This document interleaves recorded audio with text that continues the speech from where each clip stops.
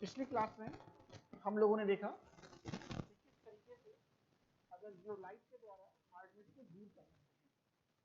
Zeolite कहने का था कि सोडियम सॉल्ट था एल्यूमिनोसिलिकेट का, और लिखते कैसे थे उसको लिखने का जो तरीका था जियोलाइट का जो लिखने का तरीका था वो था Na2Z। ऐसे Z वो पोर्शन था जो एक्सचेंज में पार्टिसिपेट नहीं करता है, मतलब ये फिक्स पोर्शन था ऐसा। और जो पोर्शन एक्सचेंज हो रहा था वो सोडियम था, सोडियम आयन था। और इसका एक्सचेंज किससे हो रहा था? इसका एक्सचेंज हो रहा था कैल्शियम आयन से, और किससे हो रहा था भाई? मैग्नीशियम आयन से।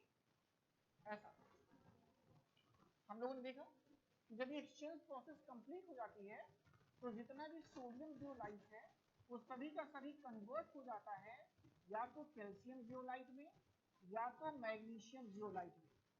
ऐसा। और इसके बाद फिर क्या करना होता है? इसके बाद फिर से इसका रीजनरेशन करना होता है। और रीजनरेशन के लिए हमें क्या आवश्यकता होती है? हमें आवश्यकता होती है ब्राइन सोल्यूशन की। और ब्राइन सोल्यूशन क्या है भाई? Brine solution is the solution of NaCl। ऐसा। और फिर से क्या होता था? ये NaCl के साथ रिएक्शन करके फिर से कन्वर्ट हो जाता था किसमें? सोडियम जियोलाइट में। कैसे हो जाता था? देखिए यहाँ पे CaZ प्लस NaCl, ऐसा, या फिर MgZ प्लस NaCl, ऐसा। और हम क्या करते थे? आसानी से बना लेते थे क्या चीज भाई? Na2Z, और जो रेस्ट पोर्शन हुआ करता था वो होता था CaCl2। ऐसा। ऐसे यहाँ पर भी हम बना लेते थे क्या चीज? Na2Z, और जो रेस्ट पोर्शन होता था वो होता था MgCl2। और बैलेंस करने के लिए यहाँ 2 से मल्टीप्लाई और यहाँ 2 से मल्टीप्लाई। ये पूरा एंटायर प्रोसेस है किसके लिए? जियोलाइट के लिए। तो जियोलाइट हम लोगों ने पिछले लेक्चर में देखा हुआ था, इन प्रोसेस को भी अच्छे से डिस्कस किया गया था। अब न्यूमेरिकल प्रॉब्लम्स, अब इसके ऊपर कुछ प्रॉब्लम्स आते हैं कि किस तरह से आप न्यूमेरिकल प्रॉब्लम को सॉल्व करेंगे। क्या क्वेश्चन कहेगा? क्वेश्चन कहेगा कि भाई जियोलाइट का सॉफ्टवेयर है, इससे होकर के वाटर पास कर रहा है, इतना लीटर वाटर पास किया, तो उसको रीजनरेट करने के लिए कितना चाहिए आपको? NaCl। ऐसा इस तरह के क्वेश्चन हो सकते हैं। तो अलग अलग तरह के क्वेश्चन पूछते हैं। हार्डनेस पूछता है कि उस वाटर की हार्डनेस कितना होगा, तो अलग अलग तरह के क्वेश्चन पूछते हैं। अब उन क्वेश्चंस को करने का तरीका देखेंगे। तो न्यूमेरिकल प्रॉब्लम देखने जा रहे हैं।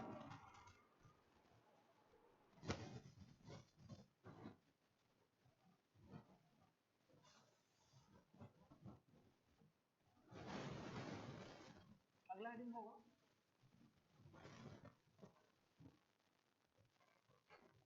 Numerical problem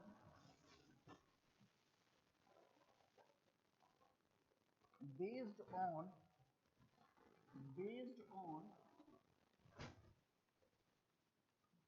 zeolite process। ये न्यूमेरिकल प्रॉब्लम्स हैं जियोलाइट पर बेस्ड है। क्वेश्चंस लिख करके देखते हैं, कुछ क्वेश्चन करके देखते हैं।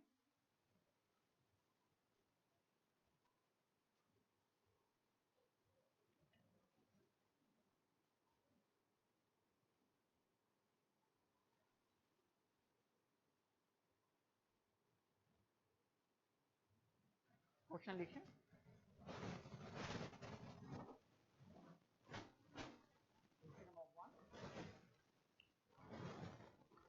Question is, a zeolite softener, was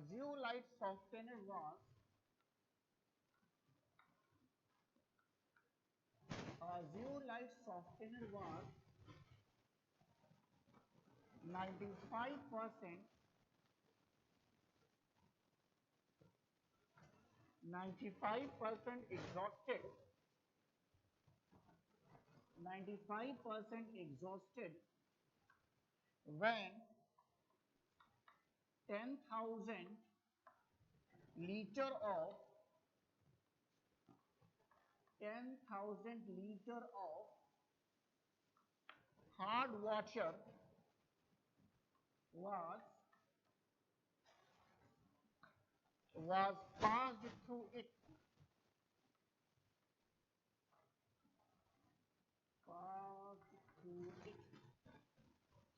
The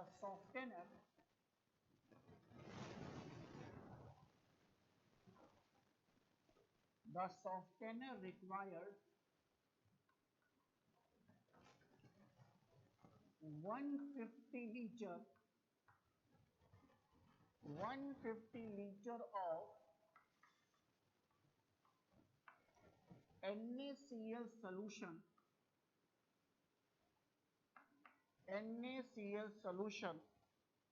of strength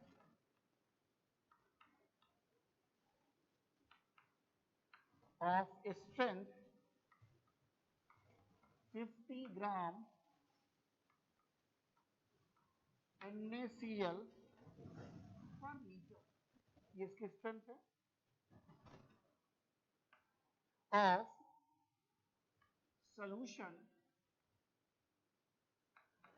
of solution to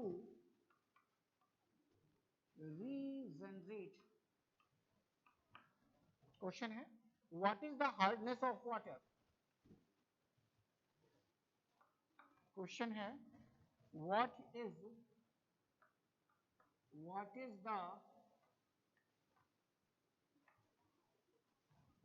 the hardness of water? ये क्वेश्चन 95% मीन्स अप्रोक्स 100%. इसे मान के चलते हैं हमें कि अप्रोक्स 100% हो चुका है. हो क्या रहा है, एक जियोलाइट का सॉफ्टवेयर है, उससे 10,000 लीटर वाटर पास कर रहा है, हार्ड वाटर पास कर रहा है. तो वो क्या हो रहा है, इनएक्टिव हो जा रहा है. इनएक्टिव या एग्जॉस्ट होना एक ही बात है. फिर उसको एक्टिव करने के लिए क्या करना पड़ रहा है, उसको एक्टिव करने के लिए NaCl का 150 लीटर चाहिए और हर एक लीटर में जो कंसंट्रेशन है NaCl का 50 ग्राम है. 50 ग्राम NaCl पर लीटर है. तो आपको हार्डनेस बतानी है भाई. अच्छा देखिए भाई हार्डनेस कैसे, क्या थीम है इसके पीछे. यहां देखिए, देखो भाई ये है सॉफ्टनेर है ना यही. अच्छा सॉफ्टनेर सपोज करिए इस सॉफ्टनेर में 100 आयंस किसके हैं, सोडियम के हैं, सोडियम आयंस के. ओके. अच्छा भाई यहां से वाटर पास कर रहा है ऐसा. तो जब वाटर पास कर रहा होगा तो एक्सचेंज किसके साथ हो रहा है, सोडियम आयंस के साथ हो रहा है. और किसमें भाई, कैल्शियम आयन और मैग्नीशियम आयन के साथ हो रहा है ऐसा. जब ये 100 आयन सोडियम के रिप्लेस हो जाएंगे कैल्शियम आयन और मैग्नीशियम आयन से, तो हम कहेंगे भाई एग्जॉस्ट हो गया. यही ना. यानी कहने का मतलब है कि जो कंसंट्रेशन सोडियम आयन का है वही कंसंट्रेशन कैल्शियम और मैग्नीशियम आयन का होगा. और फिर जब आपको रीजनरेट करोगे तो रीजनरेट करने के लिए फिर से आपको 100 सोडियम आयंस की आवश्यकता पड़ेगी. और ये सोडियम आयन किसके रूप में देते हैं आपको, ये सोडियम आयन आप सप्लाई करते हो NaCl के फॉर्म में. यही ना. यानी कहने का ये मतलब है कि बेटा जो कंसंट्रेशन आपके NaCl का है वही कंसंट्रेशन आपके हार्डनेस का भी है. ये बात हमेशा आपके दिमाग में होनी चाहिए कि जिस कंसंट्रेशन का आप NaCl इस्तेमाल कर रहे हैं सेम उसी कंसंट्रेशन की हार्डनेस भी होगी. क्योंकि देखिए उतने ही आयन रिप्लेस होंगे सोडियम आयन के लिए. बात क्लियर है. तो अगर हमको इस सोडियम आयन का टोटल कंसंट्रेशन पता चल जाएगा तो कंसंट्रेशन को किसमें बदल लेंगे, कैल्शियम कार्बोनेट इक्विवेलेंस में बदल लेंगे. तो उस समय जो कंसंट्रेशन आएगा वही हार्डनेस होगी. क्लियर है. चलिए देखते हैं, क्वेश्चन करके देखते हैं. सबसे पहले हम क्या करने जा रहे हैं, सबसे पहले हम इस NaCl की कंसंट्रेशन को फाइंड आउट करेंगे. ओके. कैसे फाइंड आउट करेंगे, देखिए 150 लीटर NaCl सॉल्यूशन की आवश्यकता है और हर एक लीटर में कितना है, 50 ग्राम है. तो टोटल कंसंट्रेशन निकल जाएगा. 1 ग्राम में NaCl कितना है भाई 50 ग्राम, और 1 लीटर में NaCl है 50 ग्राम, तो 150 लीटर में कितना है, निकालिए, लिखिए question. 10,000 litre of hard water, ये इक्विवेलेंट किसकी हो जाएगा, ये इक्विवेलेंट हो जाएगा 150 litre and then multiplied 150 litre of NaCl solution, इसके बराबर होगा भाई 150 लीटर ऑफ NaCl solution के बराबर हो जाएगा। देखिए यहाँ पे 10,000 लीटर ऑफ हॉट वाटर की जो हार्डनेस होगी वो इक्वल किसकी होगी 150 लीटर ऑफ NaCl solution। अब इस 150 लीटर सॉल्यूशंस का कंसंट्रेशन निकाल लीजिए कितना है, तो 150 लीटर है, तो 150 लीटर दैट मल्टीप्लाइड बाय 50 ग्राम पर लीटर ऑफ NaCl, ऐसा लीटर लीटर से कैंसिल हो जाएगा, और ये कितना हो जाएगा, ये हो जाएगा 7,500 ग्राम ऑफ NaCl। ये यानी इतना जो NaCl का अमाउंट है ये इतने 10,000 लीटर में पाए जाने वाले हार्डनेस के बराबर है। लेकिन देखिए हार्डनेस का जो टर्म है वो NaCl के फॉर्म में है, यानी इसे कन्वर्ट करना पड़ेगा कैल्शियम कार्बोनेट इक्विवेलेंस में, और जब आप इसे कैल्शियम कार्बोनेट इक्विवेलेंस से बदलेंगे तो क्या तरीका है भाई, देखिए तरीका पहले देख लेते हैं, यहाँ पे छोटा सा करके देखिए, कैल्शियम कार्बोनेट इक्विवेलेंस में जब आप बदलोगे तो क्या हो जाएगा भाई, अमाउंट हो जाएगा, अमाउंट किसका हो जाएगा NaCl का, तो हो जाएगा अमाउंट मल्टीप्लाइड बाई, अमाउंट को मल्टीप्लाई करना पड़ेगा किससे भाई, इक्विवेलेंट वेट, किससे मल्टीप्लाई करना पड़ेगा, इक्विवेलेंट वेट ऑफ क्या चीज, जिसका आपने अमाउंट लिया है मतलब NaCl, ऐसा, एंड देन डिवाइड बाई किससे, equivalent weight of, equivalent weight of किसका, कैल्शियम कार्बोनेट, ऐसा। हमने यहाँ पे मॉलिक्यूलर वेट नहीं लिया है, क्यों, इसलिए नहीं लिया है क्योंकि सोडियम क्लोराइड मोनोवैलेंट है और कैल्शियम कार्बोनेट डाइवैलेंट है, इसलिए इन दोनों का जो इक्विवेलेंट वेट आएगा एक जैसा नहीं आएगा।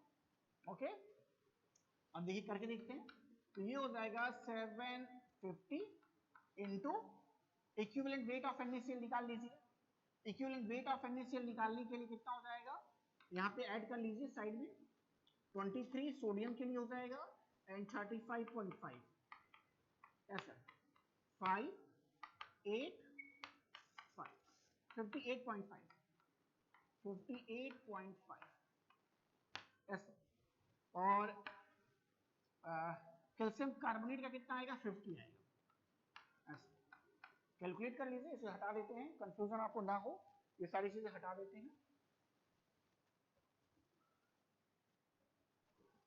कैलकुलेशन करिए, देखिए कैलकुलेशन करने पे कितना आपका आंसर आ रहा है, जब आप इसे कैलकुलेट करेंगे तो आंसर आ रहा है 6410.26 gram of calcium carbonate equivalence,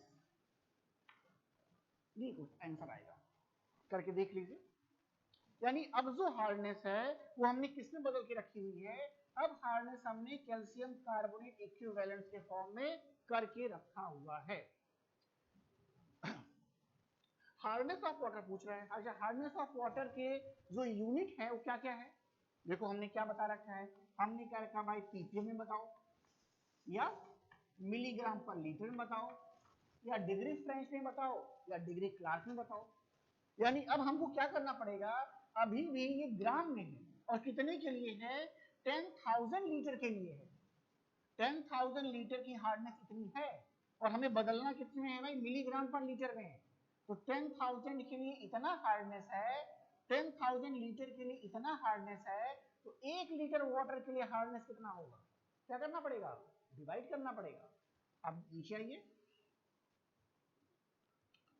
1 litre of hard water कर लो भाई, इसी को 1 लीटर के लिए निकाल लो। जब 1 लीटर के लिए आप निकालोगे तो ये कितना हो जाएगा, ये हो जाएगा 6410.26 okay gram.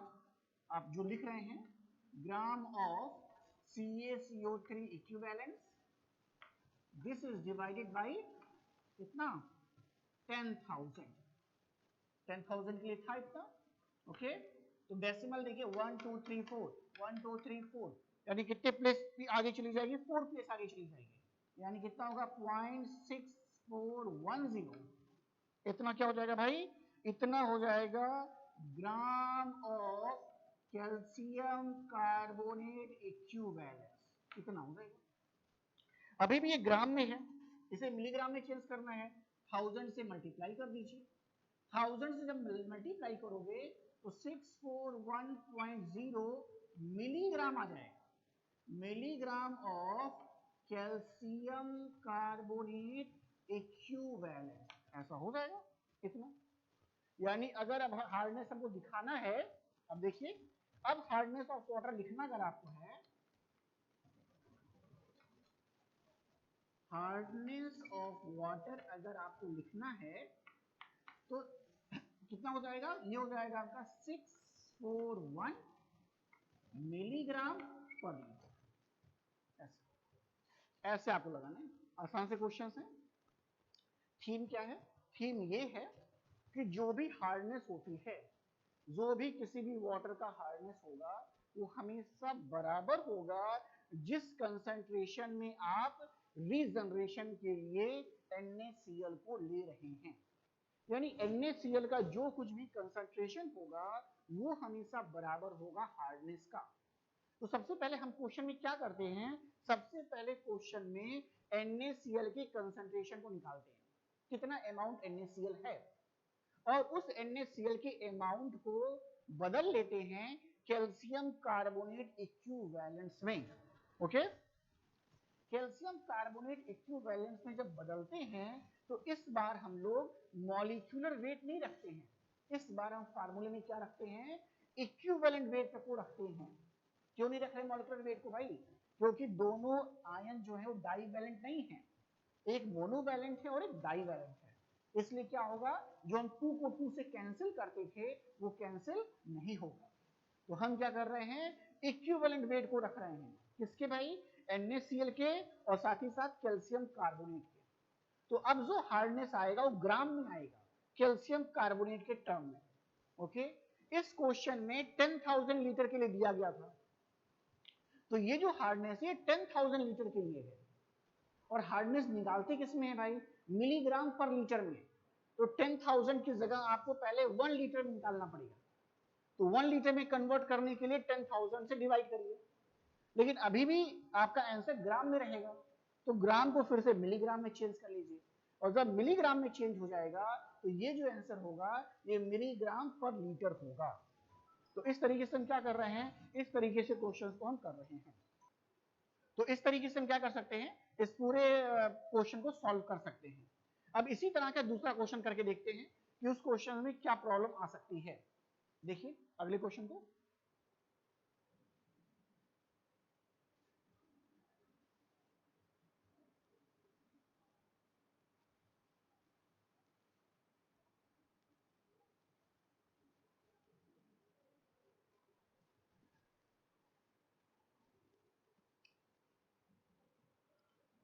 Question number 2, a zeolite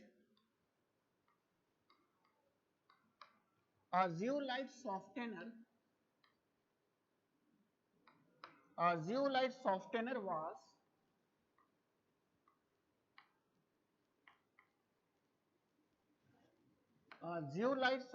was completely exhausted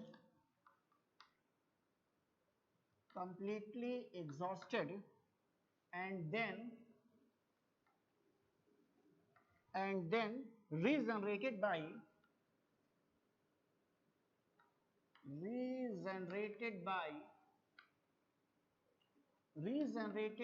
passing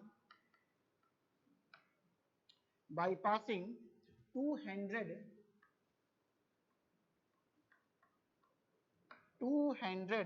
liters of NaCl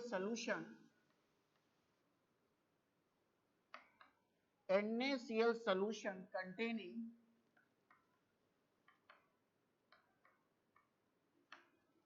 containing 100 gram per liter 100 gram per liter of NaCl.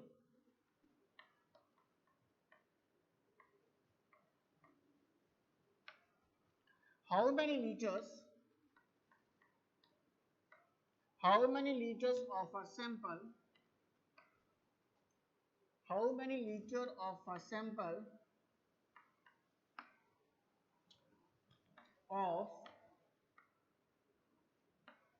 of water of hardness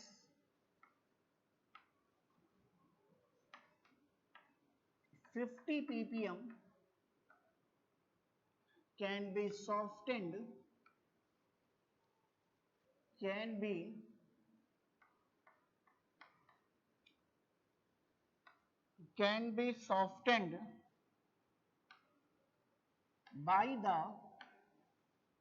the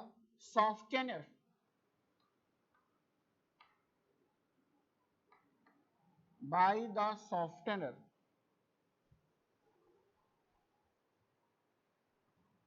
देखिए क्वेश्चन क्या कह रहा है बच्चों क्वेश्चन कह रहा है कि एक जियोलाइट सॉफ्टनर है जो कंप्लीटली एग्जॉस्ट हो गया है, उसको दोबारा रीजनरेट कर रहे हैं। कैसे रीजनरेट कर रहे हैं? उसके लिए 200 लीटर NaCl की आवश्यकता पड़ रही है और उसमें उसका कंसंट्रेशन जो है 100 ग्राम पर लीटर है, यानी NaCl जो है 1 लीटर में 100 ग्राम है और ऐसे 200 लीटर की आवश्यकता पड़ रही है। अब कह रहा है कि how many litres of the sample of water of hardness 500 ppm can be softened by the softener. अब अगर 500 ppm हार्डनेस वाला कोई वाटर है और उसको सॉफ्ट करना है तो उसके कितने लीटर वाटर जो होगा सॉफ्ट हो सकता है? तो क्वेश्चन आपको समझ में आ गया होगा। पहला स्टेप देखो सेम होगा, तो पहला स्टेप सेम होगा। पहला स्टेप सेम क्यों होगा? क्योंकि वहां पर भी आपको क्या करना होगा, वहां पर भी आपको हार्डनेस निकालना होगा कैल्शियम कार्बोनेट के टर्म में। क्लियर है? अच्छा, इस बार क्या होगा, देखिए कोई भी सॉफ्टनर जो है इतने बराबर हार्डनेस को सॉफ्ट कर पाएगा। क्लियर है? और वाटर में हार्डनेस मौजूद कितना है? तो वाटर में हार्डनेस मौजूद है 500 ppm। क्लियर है? तो जो आंसर आएगा उसको आप मिलीग्राम में चेंज कर लीजिएगा, ग्राम की जगह पर उसे मिलीग्राम पर लीटर में कर लीजिएगा और फिर क्या करिएगा, 500 ppm है, ओके। देखिए इतना हार्डनेस जो है वो सॉफ्ट हो सकता है, तो किसके लिए निकाल लीजिएगा, 500 ppm के लिए कैलकुलेशन कर लीजिएगा। कैसे करेंगे करके देखते हैं हम लोग, तो कोशिश करते हैं करने का। आप लोग भी करिए अपने कॉपी पे।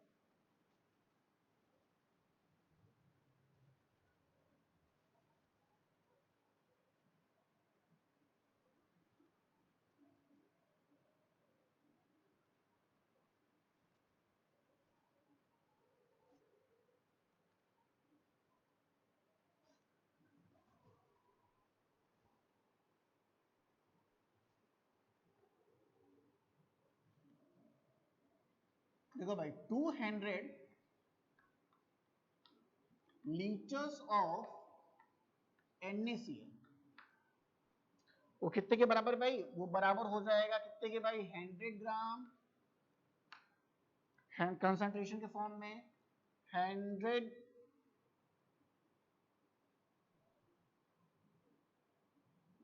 ग्राम है ना बेटा, 100 ग्राम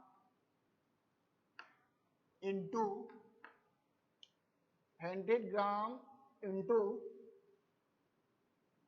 100 ग्राम पर लीटर, 100 ग्राम पर लीटर इंटू 200 लीटर्स इसके बराबर होगा।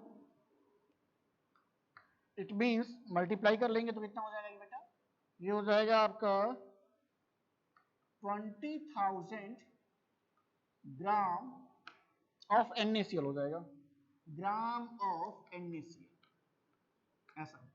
अब इस कंसंट्रेशन को बदल लीजिए कैल्शियम कार्बोनेट इक्विवेलेंस में। Okay, in terms of calcium carbonate equivalence it will converts into 58.5 upon 50, ये हो जाएगा।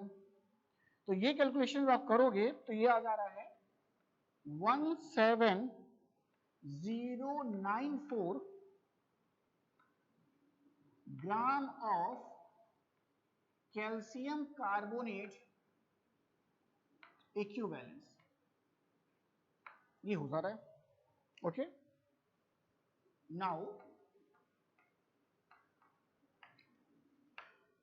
500 milligram of hardness is present in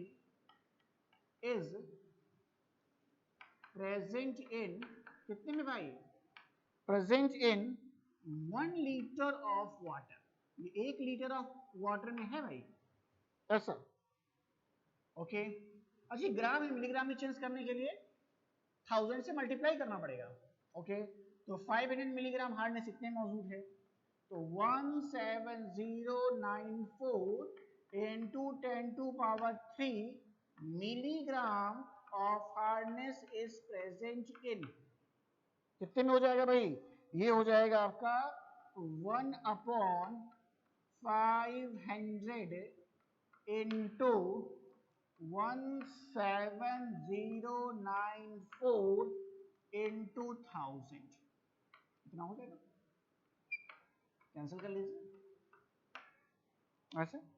और अब इसको आप करेंगे तो ये आएगा answer 34188 litres of hard water ऐसा। तो ये आपको आंसर इसका आ जाएगा ऐसे। तो ये क्वेश्चन भी बहुत ही आसान सा तरीका है करने का, उसी फंडे पे चल रहा है। सबसे पहले जो भी कंसंट्रेशन आपका NaCl का दिया है उसको चेंज कर लीजिए किसमें, कैल्शियम कार्बोनेट इक्विवेलेंस में। क्वेश्चन में क्या कर रहा है, क्वेश्चन में हमेशा देखिए किसमें दे रहा है, ग्राम पर लीटर में दे रहा है। तो आपको जितना भी लीटर इसका कंज्यूम किया गया होगा NaCl उसका मल्टीप्लाई करना होगा।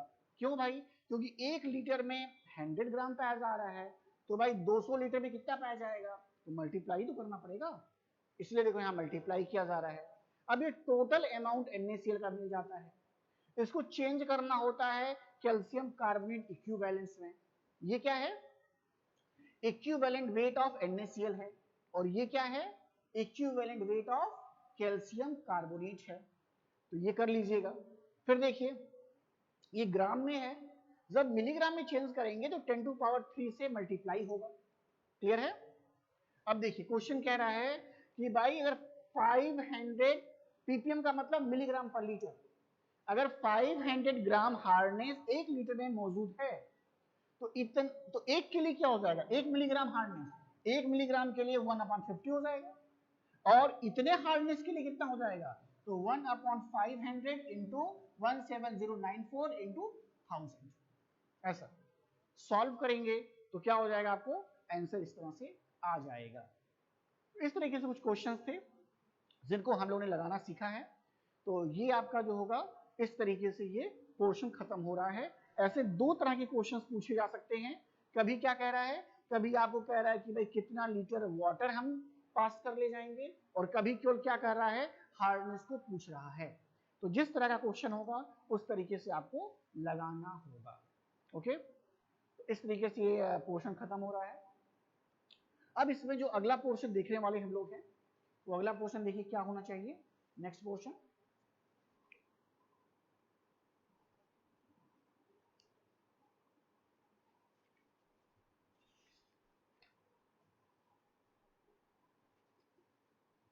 next portion is the reverse osmosis.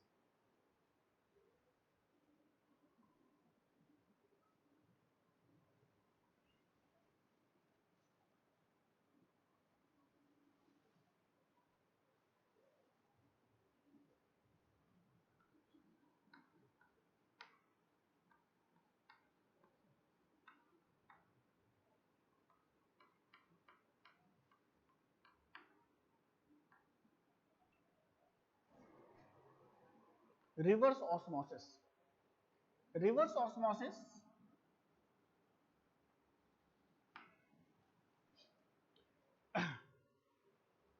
हम लोगों ने पिछले क्लासों में कहीं ना कहीं ऑस्मोसिस पढ़ा होगा, चाहे वो केमिस्ट्री में हो चाहे साइंस में हो। तो ऑस्मोसिस को जो हिंदी मीडियम के बच्चे हैं वो किस नाम से जानते हैं? परासरण के नाम से। ये किसका हिंदी है? ऑस्मोसिस का।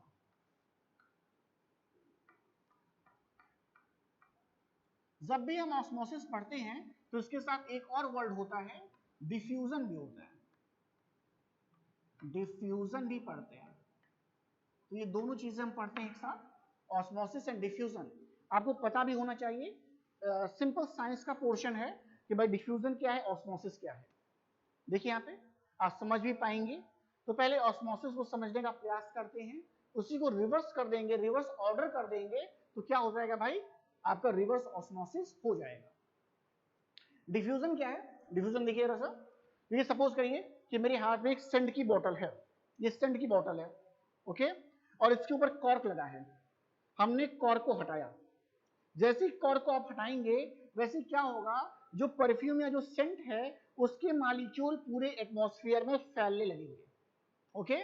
और फैल के क्या होंगे, हर एक कोने में, आप वहां खड़े हो, यहां खड़े हो, यहां खड़े हो, सभी जगहों पर इनके मॉलिक्यूल फैल जाएंगे और कुछ ही समय में आपको इसकी महक महसूस होने लगेगी, ओके। दूसरा, एक हमने पानी का ग्लास लिया और उसमें क्या किया, एक छोटा सा टुकड़ा लिया, सपोज करिए KMnO4 का लिया और उसे डिप कर दिया, तो क्या होगा, कुछ ही समय में KMnO4 जो है वाटर में घुलने लगेगा और पूरा का पूरा वाटर जो होगा पिंक कलर में चेंज हो जाएगा। ऐसा इन दोनों ही प्रोसेस में क्या हुआ है, मॉलिक्यूल्स मूव कर रहे हैं या एटम्स मूव कर रहे हैं। कहां से? हायर कंसंट्रेशन रीजन से, किसी भी हायर कंसंट्रेशन रीजन से लोअर कंसंट्रेशन एरिया में। भाई यहां पर मॉलिक्यूल ज्यादा है, ये हायर कंसंट्रेशन उसका है, और एटमॉस्फेयर में मॉलिक्यूल कम है, लोअर कंसंट्रेशन है। यानी डिफ्यूजन ऐसी प्रोसेस है जिसमें मॉलिक्यूल हायर कंसंट्रेशन से लोअर कंसंट्रेशन की तरफ मूव करते हैं, और ये मूवमेंट तब तक होता रहेगा जब तक कि दोनों तरफ का कंसंट्रेशन बराबर ना हो जाए, ठीक है। ये डिफ्यूजन है, ये प्रोसेस डिफ्यूजन है। मैंने दो एग्जांपल बताया, दोनों एग्जांपल डिफ्यूजन का ही है, ओके। अच्छा, आते हैं ऑस्मोसिस में। ऑस्मोसिस क्या होगा? तो ऑस्मोसिस समझने के लिए जरा समझिए बात को। देखिए, ये समझिए कढ़ाई है, ये कढ़ाई है और बनाने क्या जा रहे हैं, खीर बनाने जा रहे हैं, ऐसे। और इस बार खीर में हमने क्या लिया है, किशमिश लिया है। हम लोग डालते में ड्राई फ्रूट डालते ही हैं, तो किशमिश डाला जा रहा है। अच्छा देखिए, इस किशमिश को आपने, अभी ये खीर है, अभी किशमिश को आपने खीर में नहीं डाला है, तो कैसा रहता है, ऐसे देखो रिंकल रहेगा, झुर्रीदार रहेगा ऐसे, और इसका जो स्वाद रहेगा वो मीठा रहेगा, ओके। और जैसे ये किशमिश है, जैसे आपने किशमिश को इसमें डाला और उसके बाद कुछ समय बाद इसमें इसको रखने के बाद फिर आपने किशमिश निकाला, बाउल में निकालिए, आपका बाउल है, और जब बाउल का किशमिश आप देखोगे तो बाउल का जो किशमिश होगा ये काफी स्वेल्ड होगा ऐसे, और इसकी जो मिठास है ये पहले से कम हो जाएगी, ओके। तो ये जो प्रोसेस आप देख रहे हैं ये क्यों हो रहा है भाई, ये हो रहा है ऑस्मोसिस के कारण। क्या हुआ है, देखिए देखिए, इस समय इसके अंदर शुगर का सॉल्यूशन है, कंसंट्रेटेड सॉल्यूशन है, और आप क्या कर रहे हैं, इस किशमिश को आपने इस सॉल्यूशन के अंदर डाला। सॉल्यूशन का मतलब आपने जो मिल्क का बनाया हुआ है इसका सॉल्यूशन। ओके, तो देखिए हो क्या रहा है, अंदर की साइड में कंसंट्रेशन ज्यादा है, यहां पर हायर कंसंट्रेशन है शुगर का, किसके अपेक्षा, बाहर के मीडियम की अपेक्षा।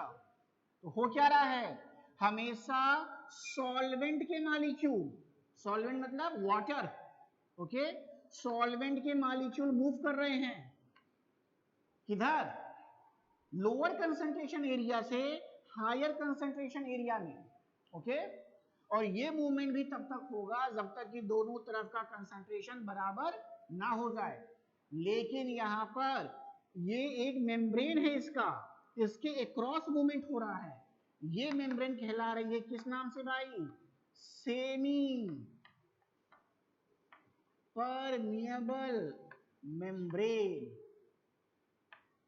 ऐसा यानी ऑस्मोसिस ऐसी प्रोसेस है जिसमें सॉल्वेंट के मॉलिक्यूल का मूवमेंट लोअर कंसंट्रेशन एरिया से हायर कंसंट्रेशन एरिया की तरफ अक्रॉस सेमी परमिएबल मेम्ब्रेन होता है, और ये मूवमेंट तब तक होगा जब तक कि दोनों तरफ का कंसंट्रेशन बराबर ना हो जाए। कैसे पता है सॉल्वेंट ही मूव किया, सोचिए यहां पर दो चीजें आपने लिया होगा, क्या आपने यहां पे वाटर या मिल्क लिया है और उसमें क्या चीज डाला है, शुगर, यही ना होगा। तो वाटर या जो मिल्क है सॉल्वेंट है और शुगर सॉल्यूट है। अगर शुगर मूव किया होता तो क्या होता, इसकी जो मिठास है बढ़ गई होती, नहीं बढ़ा होता। लेकिन आप जब इसको खाते हैं तो आपको कैसा महसूस होता है, आपको मिठास कम महसूस होती है। यानी शुगर के मॉलिक्यूल या एटम्स मूव नहीं कर रहे हैं, मूवमेंट किसका हो रहा है, सॉल्वेंट का हो रहा है।